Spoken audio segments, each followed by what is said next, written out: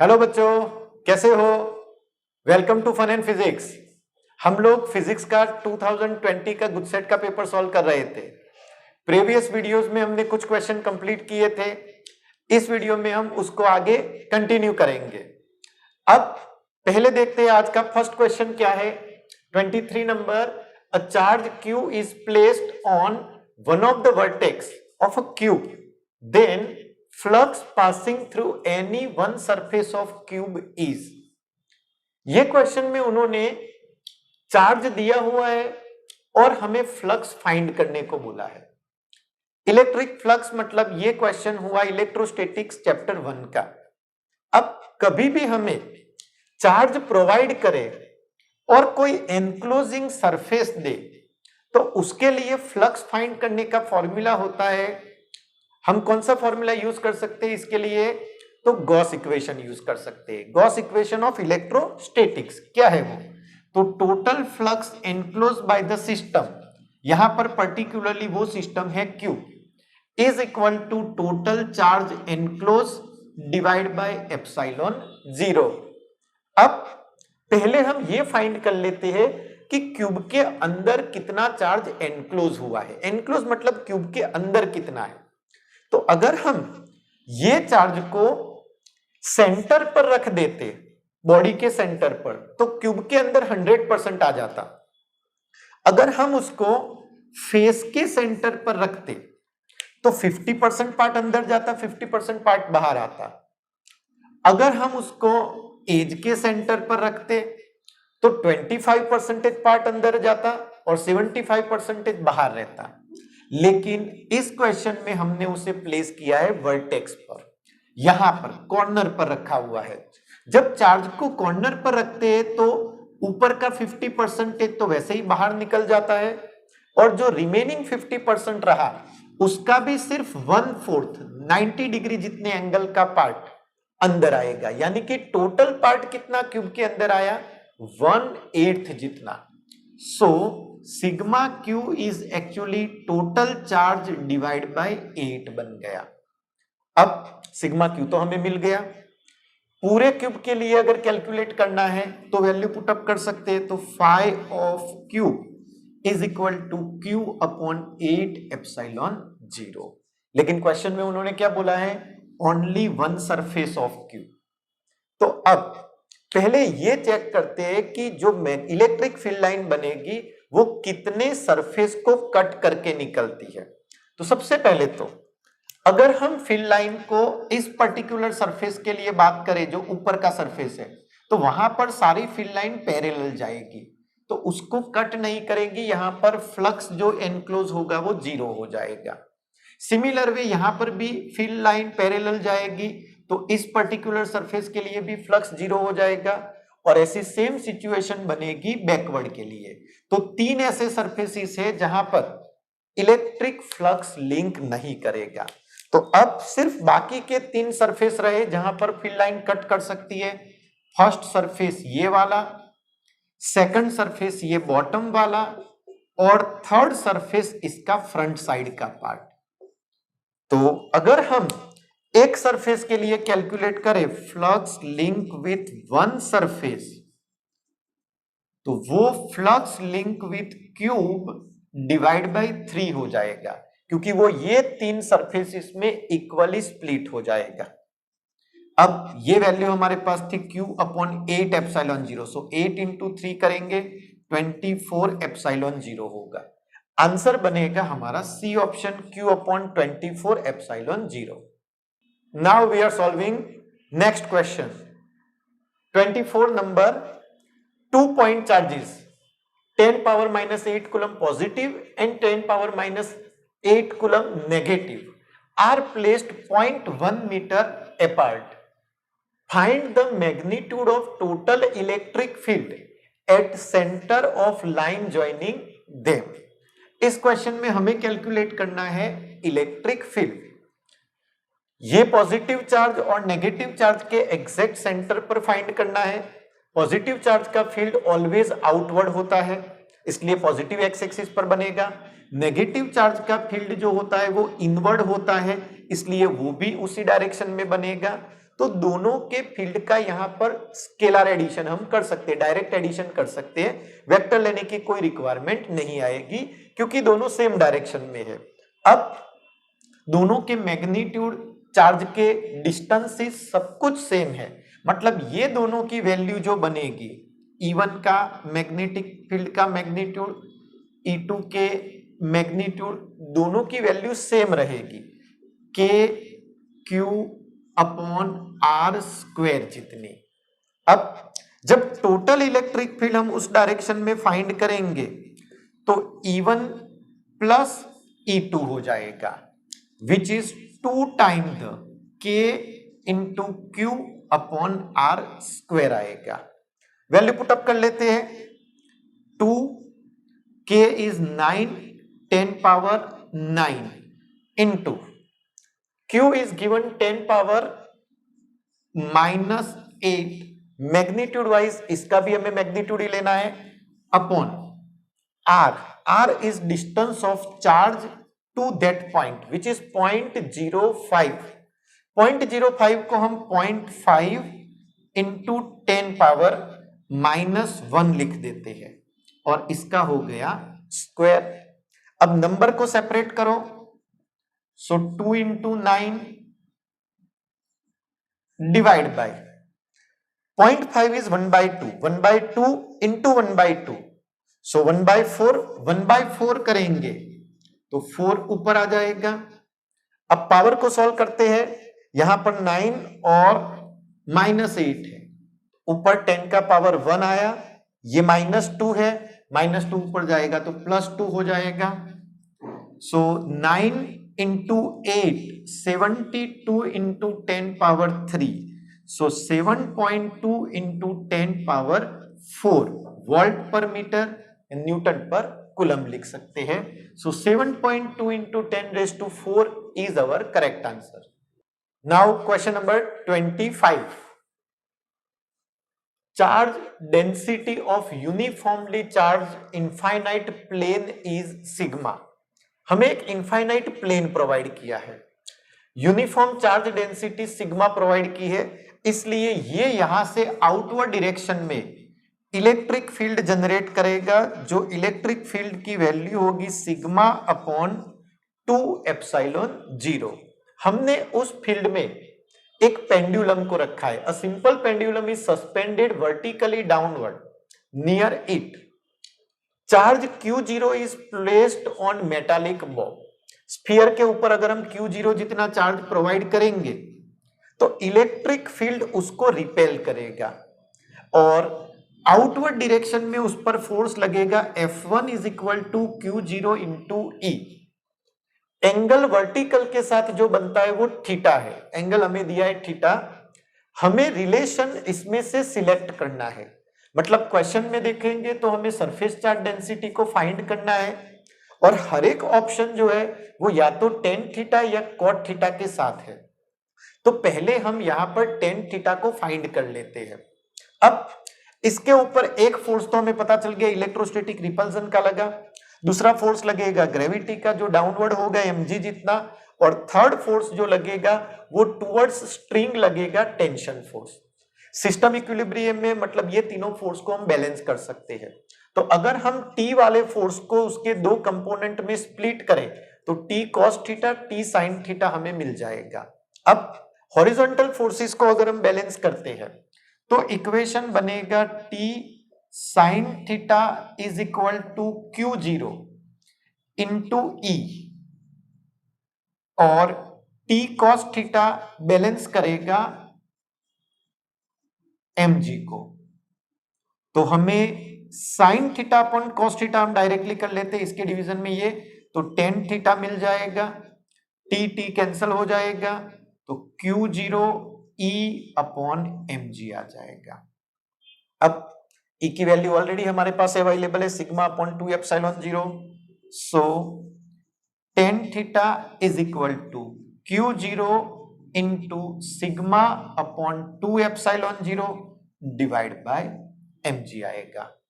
हमें सब्जेक्ट बनाना है सिग्मा को, तो अगर हम सिग्मा को सब्जेक्ट बनाते हैं ये पूरा पार्ट जो डिवीजन में है वो टेन थीटा के मल्टीप्लीकेशन में आएगा।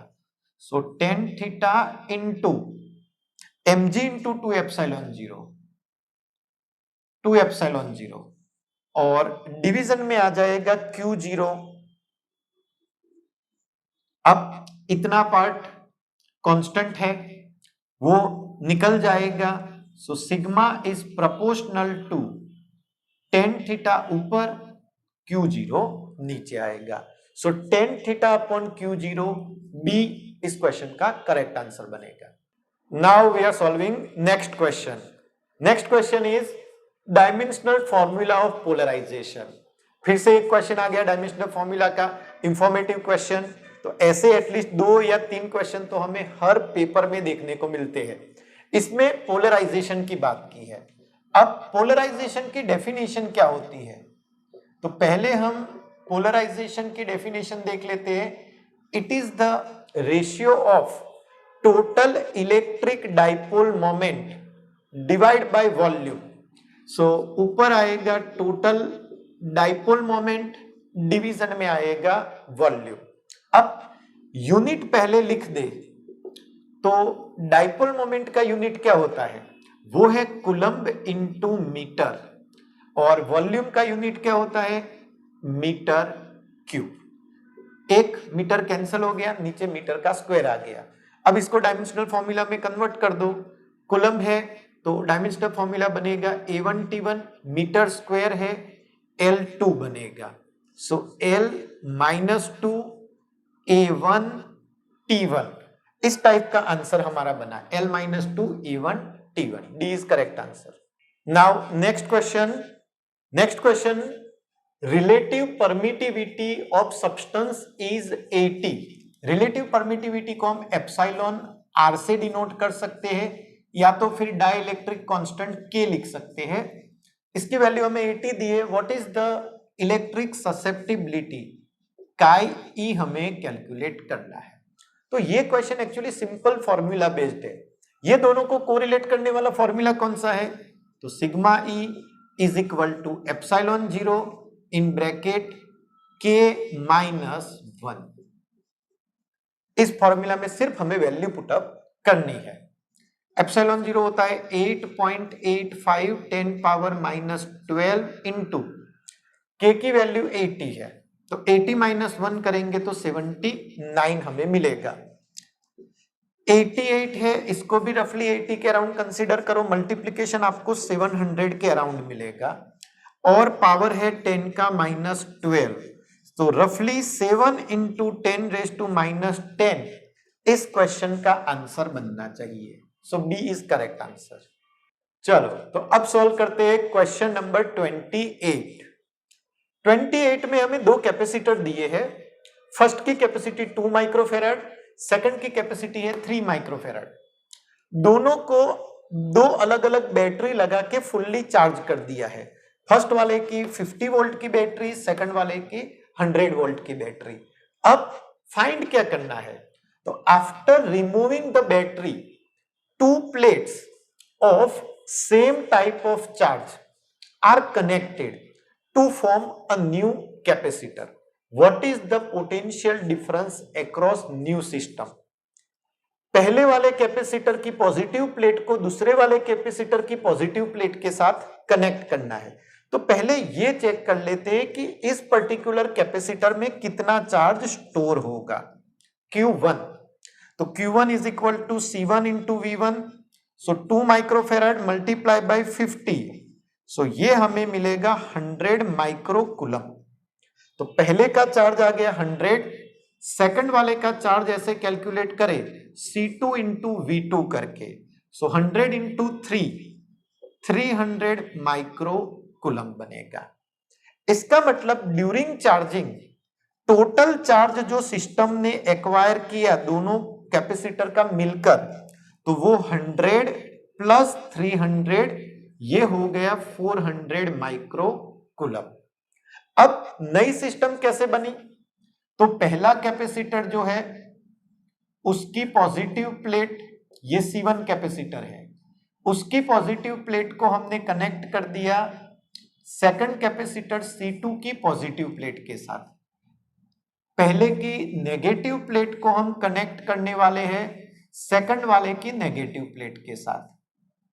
और अब इस सिस्टम के अक्रॉस हमें फाइंड करना है पोटेंशियल डिफरेंस V।